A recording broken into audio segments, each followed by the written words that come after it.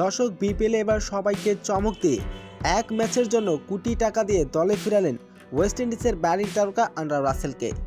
BPL খেলতে ইতিমধ্যে ঢাকার উদ্দেশ্যে উড়াল দিয়েছেন রাসেল।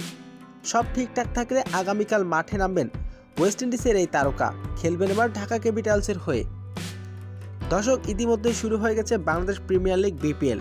এবার অংশগ্রহণ করেছে বাংলাদেশের সুপারস্টার শাকিব খানের দল ঢাকা ক্যাপিটালস। ইতিমধ্যে 6টি ম্যাচ খেলে ফেলেছে ঢাকা ক্যাপিটালস। 6 ম্যাচের মধ্যে একটি তো জয়ের দেখা পায়নি সুপারস্টার শাকিব খানের দল ঢাকা ক্যাপিটালস। তাই তো এক ম্যাচে জয়ের জন্য কোটি টাকা দিয়ে দলে ফিরিয়েছে ওয়েস্ট ইন্ডিজের ক্যারিবিয়ান ক্রিকেট তারকা আন্দ্রে রাসেলকে। আর ইতিমধ্যে ঢাকায় অবস্থান করছেন এই ক্যারিবিয়ান ক্রিকেট তারকা।